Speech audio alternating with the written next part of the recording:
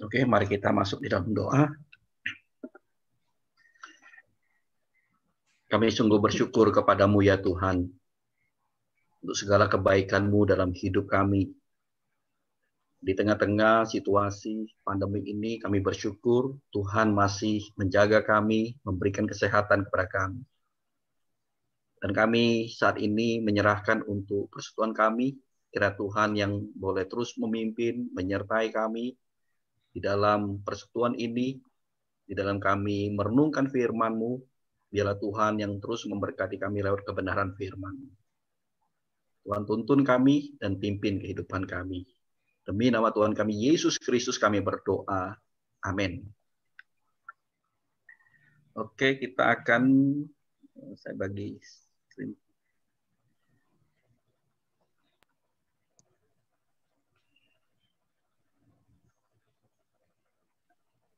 Oke, EBS kita kali ini akan membahas berkaitan dengan manusia dan malaikat ya. Nah, berbicara tentang manusia ya, kita akan terlebih dahulu berbicara tentang manusia. Nah, siapa sebenarnya manusia itu?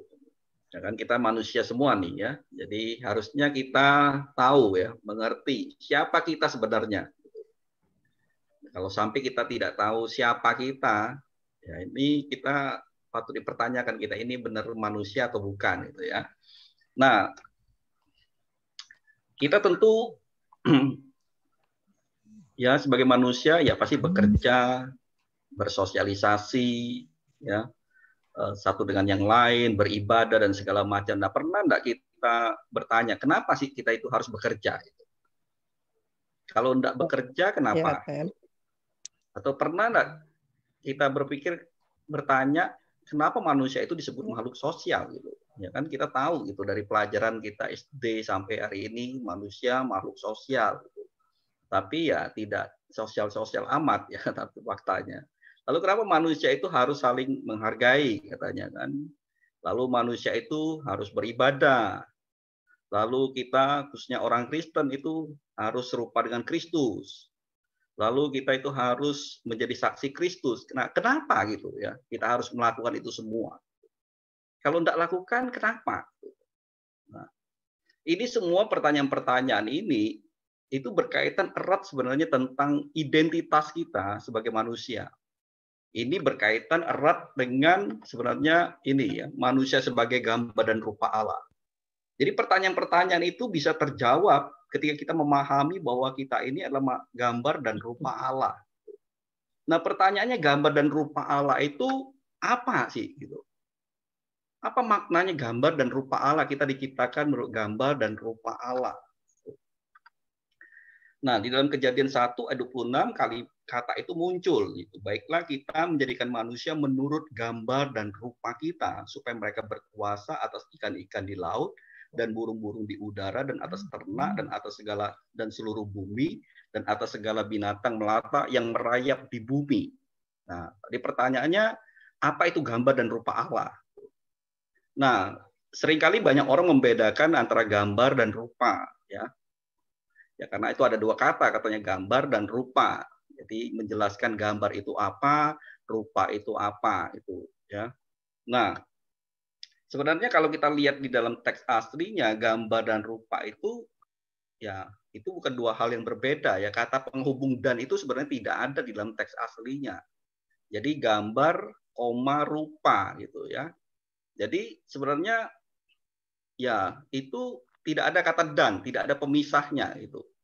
Nah, yang memisahkan itu, yang menambahkan kata dan, yang menyisipkan kata dan itu terjemahan Alkitab, yaitu versi Septuaginta, yaitu Perjanjian Lama versi bahasa Yunani, ya. Lalu sama Vulgata, yaitu bahasa Latin, Alkitab dalam bentuk bahasa Latin, terjemahan bahasa Latin. Mereka menyisipkan kata dan, sehingga menimbulkan kesan bahwa dua kata itu berbeda. Tapi kalau kita lihat di dalam Alkitab sendiri, tidak ada perbedaan dua kata itu. Gitu. Punya konotasi yang sama, punya makna yang sama. Karena di dalam Alkitab sendiri, dua kata itu sering dipakai secara bergantian. Ya. Jadi bisa pakai kata gambar, bisa pakai kata rupa. Ya, untuk melukiskan sebenarnya hal yang sama. Nah, di situ menggunakan sebuah gaya bahasa yaitu paralelisme itu. Jadi paralel gitu. Dua kata itu paralel, gambar dan rupa. Jadi itu adalah satu pengucapan sesuatu yang berulang tapi punya konotasi yang sama. Mesti contohnya seperti umpama atau contohnya gitu ya. Itu kata yang sama gitu. Umpamanya, contohnya, sepertinya. Nah, itu tiga kata yang punya konotasi yang sama sebenarnya, punya makna yang sama. Nah, dalam hal ini kata gambar dan rupa juga sama. Jadi ini yang perlu kita pahami pertama. Itu jadi gambar dan rupa itu sama gitu. Nah, maknanya apa sih gambar atau rupa ini gitu ya, gambar atau rupa. Nah, di dalam Alkitab, di dalam Perjanjian Lama, kata ini mempunyai arti yaitu seperti kita dan untuk mewakili kita. Jadi ketika Allah mengatakan, baiklah kita menjadikan manusia menurut gambar dan rupa kita, sebenarnya dia ingin mengatakan, baiklah kita menjadikan manusia itu seperti kita untuk mewakili kita di dalam dunia ini. Jadi maknanya itu kata gambar dan rupa itu, yaitu seperti kita, seperti Allah, dan untuk mewakili Allah. Gitu ya. Jadi gampangnya itu. Jadi segambar, serupa, yaitu seperti gitu. Tapi kita perlu hati-hati gitu ya. Ketika dikatakan seperti Allah, kita seperti Allah, itu tentu ada batasannya. Jadi kita ini bukan Allah. Kita ini seperti Allah. Kita ini menyerupai Allah. Kita ini gambaran Allah, tapi bukan Allah gitu. Ya. Juga jangan dibalik gitu. Nanti akan jadi kacau gitu. Jadi kita berpikir Allah itu seperti kita, bukan kita yang seperti Allah, bukan Allah yang seperti kita. Jadi kita yang menyerupai Allah, ya, bukan Allah yang menyerupai kita. Itu. Nah, tentu ketika kita menjadi gambaran atau menjadi pattern-nya Allah, ya tentu ada batasnya. Pattern itu ada batasannya. Itu. Jadi itu kuncinya itu ada batasan tertentu, ya. Kita seperti atau serupa dengan Allah untuk mewakilinya di dalam dunia ini. Nah, jadi karena kita ini gambaran Allah, tentu ada banyak hal yang kita ini mirip Allah. Apa yang ada di dalam diri Allah juga kita miliki. Nah, ketika kita ini disebut sebagai gambar Allah, atau kita ini seperti Allah, itu bisa digambarkan dalam dua aspek, yaitu aspek struktural dan aspek fungsional. Nah, apa itu? Nah, aspek struktural ini berkaitan dengan siapa kita, berkaitan dengan identitas kita, gitu ya. Nah, secara struktural kita ini ya mirip dengan Allah, ya. Kita ini memiliki satu karakteristik yang juga ya sama dengan yang Allah miliki, yaitu berkaitan dengan kapasitas berpikir, berperasaan, berkehendak. Nah, itu yang menjadikan kita ini satu pribadi yang utuh. Gitu. Nah, ini juga Allah juga disebut sebagai person, pribadi ya, yang utuh gitu. Ya, karena Allah juga punya apa yang di dalam diri kita, itu berpikir, berperasaan, berkehendak gitu. Nah, ini yang membedakan kita dengan ciptaan yang lain yang tidak punya ini gitu. Jadi hanya pribadi yang punya ini gitu. Jadi kita diciptakan Allah secara khusus, punya karakter khusus yang esensi, yaitu kapasitas berpikir, berperasaan, dan berkehendak. Dan itu berkaitan dengan siapa kita. Kita ini adalah pribadi. Gitu. Nah, aspek struktural ini mempengaruhi, yaitu aspek fungsional. Gitu. Tentang apa yang kita lakukan. Gitu. Jadi ketika Tuhan menciptakan kita menurut gambarnya, dia punya tujuan tertentu. Dan tujuan itu untuk menggenapi apa yang dia kehendaki. Gitu. Nah, ketika kita ini diciptakan sebagai satu pribadi yang punya perasaan, yang punya pemikiran, yang punya kehendak, itu juga berkaitan dengan sifat kita yang relasional gitu ya. Jadi Allah punya tujuan untuk menciptakan kita. Itu yang memiliki sebuah kapasitas yang bersifat relasional gitu. Baik relasi secara vertikal maupun secara horizontal, di mana kita bisa berelasi dengan Allah, dan itu berkaitan dengan spiritualitas kita, maupun relasi kita dengan sesama. Jadi berkaitan dengan pertemanan, pernikahan, itu ada di sana. Itu. Makanya kan Tuhan memberikan perintah kepada kita, yaitu beranak cuculah. Gitu. Nah, selain itu Tuhan juga karena berkaitan dengan kapasitas kita berpikir, berkehendak, dia juga memberikan sebuah tugas, kemampuan kepada kita untuk mengelola dunia ciptaannya. Ya, jadi kita dipercaya oleh Tuhan membangun kehidupan ini, kebudayaan dunia ini, ya, dengan segala kreativitas kita, dan itu semua menggambarkan tentang pribadi Allah. Bagaimana Allah itu adalah Allah yang kreatif, Allah yang berkarya. Kita tahu bagaimana Dia menciptakan dunia ini, bagaimana Dia menciptakan isinya, dan termasuk Dia menciptakan manusia. Allah kita itu terlihat sekali Allah yang kreatif, gitu. Allah yang berkarya. Pada waktu kita melihat alam ciptaannya, tentu kita akan melihat daya kreativitas Tuhan, gitu. Bagaimana Dia menciptakan bunga dengan segala macam jenisnya, bagaimana Dia menciptakan burung tapi dengan segala jenisnya, Dia menciptakan ikan dengan segala jenisnya. Itu menunjukkan bagaimana Allah kita itu Allah yang kreatif, Allah yang berkarya, gitu. Nah, manusia yang diciptakan menurut gambar dan rupa Allah juga punya fungsi yang sama, itu bagaimana kita berkarya di tengah-tengah dunia ini. Oke. Nah, dari sini kita melihat bahwa manusia itu segambar dan serupa Allah, dia memiliki satu sifat, yaitu manusia itu personal, satu pribadi, manusia itu juga relasional, dia berelasi, manusia itu juga spiritual, gitu. Yaitu bagaimana dia berkaitan dengan sang penciptanya, yaitu Allah sendiri, yang menciptakannya menurut gambar dan rupa Allah. Nah, berkaitan dengan gambar dan rupa Allah ini, maka timbul pertanyaan, kalau tubuh bagaimana? Gitu. Nah, apakah gambar dan rupa Allah itu juga termasuk tubuh kita? Gitu. Nah, ini ada orang yang beranggapan bahwa tubuh tidak termasuk gambar dan rupa Allah. Karena pandangannya Allah itu roh adanya, maka tubuh ini tidak masuk bagian daripada gambar dan rupa Allah. Tapi betulkah bahwa tubuh itu tidak termasuk? Nah, kalau kita melihat sebenarnya Alkitab tidak di dalam penciptaan itu tidak terlalu gamblang menjelaskannya. Tapi kalau kita melihat sebenarnya di dalam Kejadian pasal 1 ayat 26-27, itu tentu Allah menciptakannya, membicarakan tentang manusia, dan ketika Dia menciptakan manusia tentu secara holistik, gitu.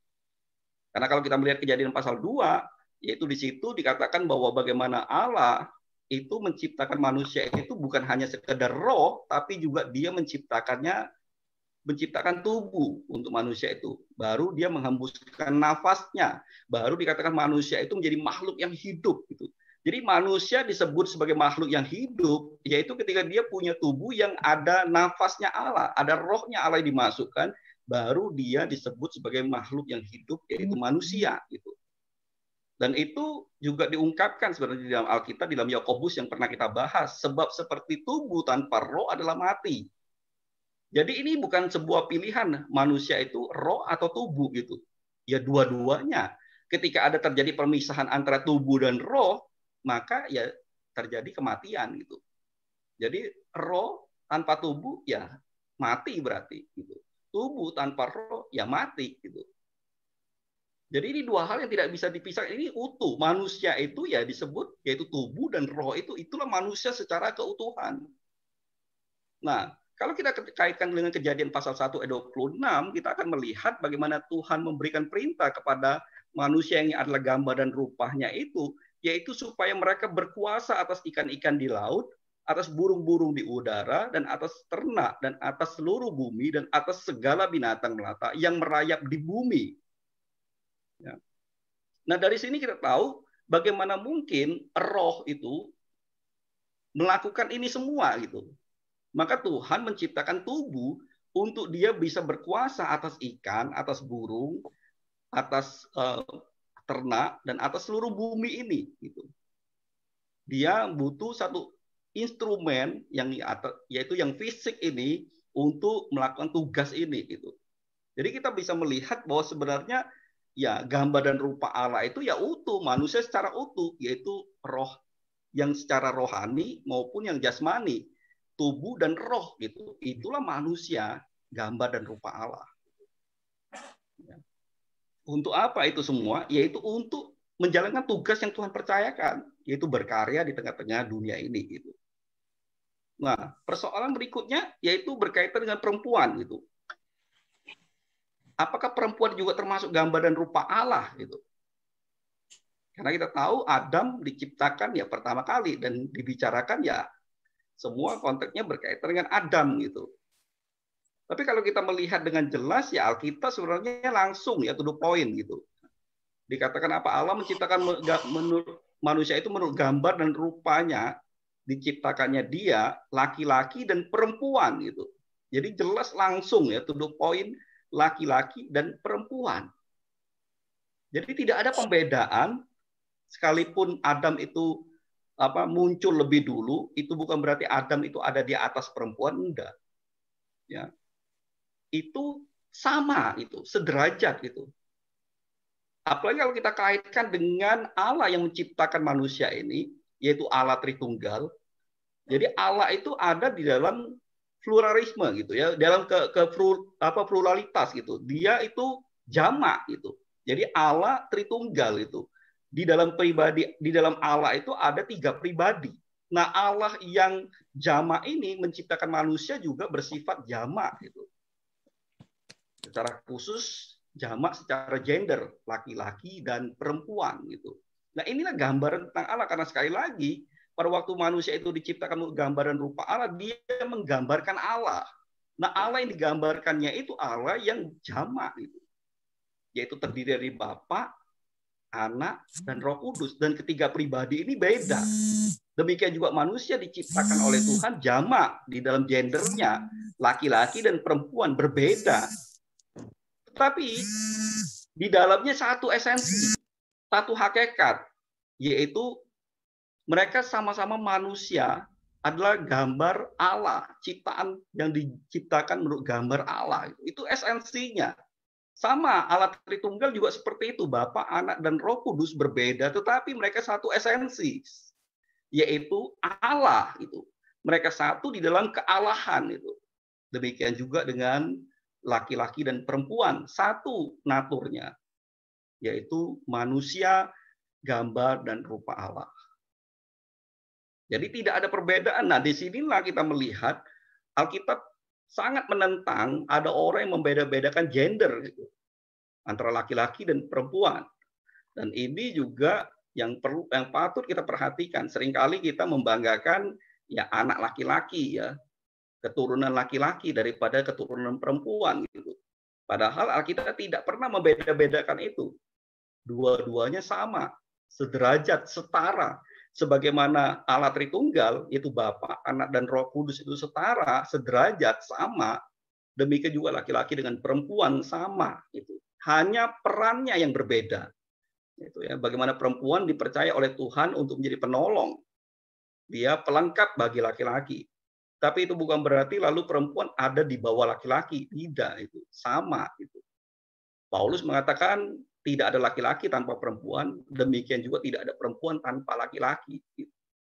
Jadi ini setara, sejajar, sederajat, hanya perannya yang berbeda. Nah, disitulah terjadi perbedaan antara laki-laki dengan perempuan, bukan secara statusnya, bukan secara identitasnya, bukan secara naturnya, tetapi secara perannya yang berbeda.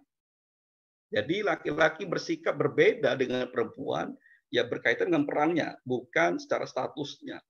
Sehingga kalau kita membedakan secara status, kita salah. Gitu. Tidak sesuai dengan apa yang Alkitab nyatakan. Gitu. Jadi, gambar dan rupa Allah itu yang mencakup laki-laki dan perempuan. Gitu. Nah, pertanyaan berikutnya itu berkaitan dengan dosa. Gitu. Ketika manusia itu jatuh dalam dosa, ini bagaimana dengan gambar dan rupa Allah? Apa yang terjadi dengan gambar dan rupa Allah? Apakah manusia itu masih gambar dan rupa Allah ketika manusia itu jatuh dalam dosa? Jawabannya ya masih gitu ya. Jadi dosa itu sekalipun sangat merusak, daya rusaknya begitu luar biasa oleh karena dosa kita itu rusak secara total. Tapi ingatlah bahwa dosa itu tidak bisa menghancurkan atau melenyapkan identitas manusia sebagai gambar dan rupa Allah. Serusak-rusaknya, seberdosa-dosanya manusia, gambar dan rupa Allah itu tetap ada. Karena kalau gambar dan rupa Allah itu hancur atau lenyap, maka identitas manusia sebagai manusia, yaitu gambar dan rupa Allah, itu akan lenyap. Gitu. Kemanusiaan manusia itu akan lenyap ketika dosa berhasil melenyapkannya. Tapi itu kan tidak mungkin. Gitu. Yang manusia, ya manusia. Itu. Tetap ada gambar dan rupa Allah itu. Yang terjadi apa sebenarnya? Yang terjadi dosa itu merusak sebenarnya. Cuma hanya merusak, tidak menghilangkan. Dia hanya mencemari. Dia hanya menimbulkan sebuah kecacatan. Gitu. Sehingga manusia yang harusnya berfungsi sebagaimana yang Tuhan rancangkan tidak berfungsi. Gitu. Jadi dia tidak bisa berfungsi sebagai gambar dan rupa Allah itu. Oleh karena apa? Dosa. Gitu. Itu sebabnya kalau kita melihat dalam kehidupan kita, kita melihat ada banyak sekali orang yang tidak bisa melihat sesamanya sebagai sesamanya manusia. Karena apa? Karena dosa. Dosa yang mencemari kita. Ada sebuah perbedaan gitu, satu dengan yang lainnya. Ada orang yang kaya merasa diri lebih tinggi dari orang yang miskin, ada orang yang pintar lebih merasa tinggi dari orang yang bodoh gitu. Dan orang sulit melihat sesamanya sebagai sesamanya manusia, memperlakukan sesamanya sebagai sesamanya manusia. Ada orang juga yang membuat perbedaan gender. Karena apa? Karena dosa merusak semuanya. Manusia tidak lagi bisa melihat manusia yang lain sebagai gambar dan rupa Allah. Bahkan termasuk kadang kita orang Kristen pun terjebak hal yang sama. Ketika kita melihat orang berdosa, kita berpikir ya mereka bukan sesama kita. Mereka itu orang yang hina, orang yang rendah dibandingkan kita, orang yang sudah ditebus oleh Kristus. Gitu. Kita lupa bahwa mereka punya identitas segambar dan serupa juga dengan Allah. Yang hanya saja itu rusak, itu tercemar, dan mereka tidak bisa berfungsi. Sementara kita yang ditebus oleh Kristus, gambar dan rupa Allah itu sudah dibenahi. Gitu. Nah itu sebabnya setelah kejatuhan manusia di dalam dosa, maka teladan, ya, model, contoh yang ideal mengenai gambar dan rupa Allah ini tidak lagi diletakkan kepada Adam. Ya. Itu kiblatnya berubah. Gitu. Itu beralih kepada siapa? Yaitu Yesus Kristus. Karena apa? Karena Adam itu sudah gagal. Adam pada waktu jatuh, gambar dan rupa Allahnya itu cacat, cemar, dan dia tidak bisa lagi menunjukkan gambar dan rupa Allah yang sesungguhnya. Nah itu sebabnya Kristus datang dan dia menampilkan gambar dan rupa Allah yang sejati itu, yang sesungguhnya itu dimunculkan oleh Yesus Kristus. Nah itu sebabnya kenapa kita diminta orang Kristen itu harus serupa dengan Kristus, karena dialah pattern-nya, gambar dan rupa Allah yang sejati itu, bagaimana kita harusnya berfungsi di tengah-tengah dunia ini, bagaimana kita itu harus berperilaku, bagaimana kita itu harus hidup, itu semua tergambar di dalam diri Yesus Kristus. Nah, itu sebabnya kita harus meneladani dia, kita harus berproses seperti Kristus. Jadi, kita yang sudah ditebus oleh Tuhan, kita memberikan diri untuk ditransformasi oleh Roh Kudus, supaya proses kita menjadi serupa dengan Kristus itu terjadi. Nah, pada waktu itu terjadi, maka kita akan berfungsi kembali sebagai gambar dan rupa Allah yang benar di tengah-tengah dunia ini. Nah, itulah yang terjadi yang di dalam penebusan itu, yaitu Kristus datang memulihkan itu gambar dan rupa Allah yang rusak itu. Nah itu yang harusnya terjadi dengan hidup kita sebagai orang percaya, yaitu bagaimana kita berperan kembali seperti mula-mula Tuhan merancang kita, ya, sebagai manusia yang utuh, sebagai gambar dan rupa Allah, di mana kita berkarya bagi kemuliaannya. Nah dari sini pelajaran apa yang bisa kita dapatkan? Ya, kita simpulkan ya supaya sudah gampang mengingatnya. Berkaitan dengan gambar dan rupa Allah, maka manusia itu adalah makhluk ciptaan Allah yang bersifat personal. Ya, itu yang kita sudah pelajari. Jadi manusia itu satu pribadi yang utuh. Kita ini satu pribadi personal, lalu juga relasional. Kita berelasi satu dengan yang lain. Itu sebabnya kita disebut sebagai makhluk sosial gitu. Kita bersekutu, kita berteman, kita menikah, itu semua berkaitan dengan relasional. Kita berelasi satu dengan yang lain. Itu sebabnya kan kalau kita melihat di dalam kehidupan kita, ada orang-orang yang tidak bisa berelasi, maka dia akan menunjukkan satu perilaku yang aneh biasanya. Orang yang mengasingkan diri dari sebuah relasi, dari sebuah persekutuan, dari pertemanan, itu biasanya akan terlihat aneh gitu. Karena yang memang jati diri manusia yaitu berelasi satu dengan yang lain gitu. Nah, juga kita disebut sebagai makhluk yang spiritual gitu ya. Karena relasi kita dengan Allah, kita terkait dengan Allah. Kita tidak bisa hidup sebenarnya tanpa Allah. Karena dari sejak semula ketika Tuhan menciptakan manusia menurut gambar dan rupanya, dia menjadi makhluk yang hidup ketika Allah menghembuskan nafasnya. Kita itu sangat bergantung sekali dengan Allah di dalam diri kita, yaitu Allah sudah menghembuskan nafasnya. Gitu. Itu sebabnya kita butuh relasi dengan Allah itu. Gitu. Menjalin sebuah hubungan yang intim dengan Tuhan. Itulah gambar dan rupa Allah. Semakin kita intim, ya kita menggambarkan Allah. Gitu. Itu sebabnya pada waktu dikatakan kalau orang itu kenal siapa Allahnya, dia akan kenal dirinya siapa. Tapi waktu dia kenal dirinya, maka dia pun akan mengenali sesamanya. Pada waktu relasi kita dengan Allah itu baik, maka relasi dengan diri sendiri juga baik. Dan pada waktu relasi dengan diri sendiri baik, maka relasi dengan sesama pun akan baik. Itu ada kaitannya semua, itu berkaitan dengan gambar dan rupa Allah. Lalu yang berikutnya, dikatakan gambar dan rupa Allah itu menggambarkan bahwa manusia itu sederajat satu dengan yang lainnya. Tidak ada perbedaan antara pria dan wanita secara esensial. Ya, secara esensi kita ini sama. Nah, itu yang perlu kita ingat baik-baik. Jangan lagi kita sebagai orang Kristen itu membedakan pria dan wanita. Kita sama, kita sederajat, kita satu esensi sebagai gambar dan rupa Allah. Oke, yang berikutnya kita sudah pelajari sebagai gambar dan rupa Allah, manusia itu memiliki nilai, kehormatan, keberhargaan, hak asasi dalam dirinya sendiri tanpa terkecuali.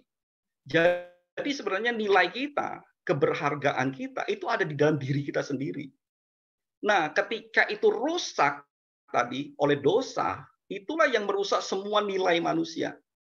Manusia akhirnya mulai mengukur nilainya dengan apa? Dengan penampilannya, cantik atau jelek. Lalu juga diukur dari mana? Dari apa yang dia miliki. Punya harta, kaya atau miskin, ya. Punya berapa mobilnya, punya berapa rumahnya, itu semua dinilai dari itu ketika gambar dan rupa Allah itu rusak. Juga dinilai dari apa? Dari silsilahnya, keturunan siapa itu. Keturunan orang terhormat atau enggak itu.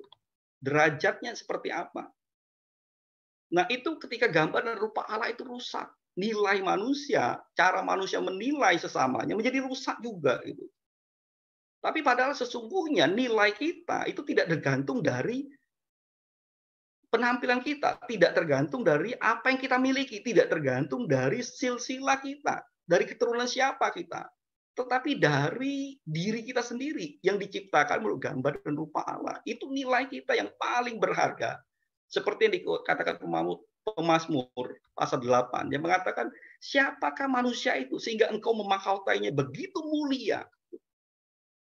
Jadi dari sejak awal kita ini punya nilai, punya kehormatan, punya keberhargaan yang begitu tinggi yang Tuhan beri pada waktu dia menciptakan kita menurut gambar dan rupanya. Tapi itu semua nilai itu kita rusak oleh karena dosa dan kita tidak bisa lagi menilai orang seperti yang Tuhan sudah berikan nilai itu pada dirinya sendiri. Itu sebabnya sebagai orang Kristen kita mulai harus belajar untuk bagaimana kita melihat orang lain bukan dari apa yang dia miliki, bukan dari penampilannya, bukan dari keturunannya, ya, tapi melihatnya sebagai manusia yang diciptakan menurut gambar dan rupa Allah. Itu sebabnya kekristenan sangat menentang sekali rasis, gitu ya, membedakan warna kulit, ya, membedakan status sosial karena dia itu kerjanya pembantu rumah tangga, satpam, orang tukang becak, lalu kita seenaknya rendahkan, enggak. Alkitab sangat menentang itu oleh karena apa? Karena semua manusia itu punya esensi, punya derajat yang sama, punya nilai yang sama. Tidak ada perbedaan satu dengan yang lain. Nah, kita harus belajar untuk bagaimana kita menghargai orang lain, sekalipun mungkin pekerjaannya tidak sebaik kita, sekalipun mungkin hartanya tidak sebanyak kita, sekalipun mungkin fisiknya tidak sesempurna kita. Tapi kita harus melihatnya sebagai manusia yang diciptakan segambar dan serupa dengan Allah. Dan terakhir, sebagai gambar dan rupa Allah, manusia itu diberikan kepercayaan dan tanggung jawab oleh Tuhan sebagai pengelola alam ini bagi kemuliaan Tuhan. Ya, jadi kenapa kita harus bekerja? Ya karena ini gitu. Tuhan itu memberi tanggung jawab pada kita untuk mengelola alam ini, untuk ngaturnya. Gitu. Di sini juga kita harus ingat bahwa kita bukan pemilik daripada alam, kekayaan alam ini, tetapi kita ini hanya pengelolanya. Gitu. Yang akan bertanggung jawab kepada sang pemilik, yaitu Allah sendiri. Jadi apa yang kita punya, harta yang kita miliki, itu bukan punya kita. Kita ini hanya pengelolanya. Gitu. Dan kita harus bisa kelola dengan sebaik mungkin, bertanggung jawab dengan sebaik mungkin. Jadi kalau kita bekerja bukan hanya sekedar mencari nafkah, bukan hanya sekedar mencari uang, tapi kita bekerja untuk kemuliaan Tuhan. Gitu. Karena Tuhan adalah Tuhan yang bekerja, yang kreatif, yang beraktivitas, yang berkarya. Kita pun juga seperti itu. Kita harus berkarya. Seorang Kristen yang tidak berkarya, ya dia tidak layak gitu disebut sebagai seorang Kristen gitu. Seharusnya sebagai gambar Allah dia berkarya, menghasilkan sebuah karya di tengah-tengah dunia ini. Karena kita ini gambar Allah yang mencerminkan siapa Allah kita sesungguhnya. Nah, di sini juga kita melihat peran kita di tengah-tengah dunia ini sebagai saksinya. Ingat bahwa kita ini gambar Allah. Orang melihat Allah dari melihat kita. Apalagi kita yang sudah ditebus, gambar itu harusnya nampak gitu. Karena kita sudah mengikuti gambar Allah yang sejati, yaitu Yesus Kristus. Nah, gambar itu harusnya nampak di dalam hidup kita sebagai pengikut Kristus. Dan biarlah Tuhan boleh menolong kita ya, di tengah-tengah dunia ini, bagaimana kita berperan, bagaimana kita menampilkan gambar Allah di tengah-tengah dunia yang berdosa ini. Kiranya Tuhan memberkati kita. Amin.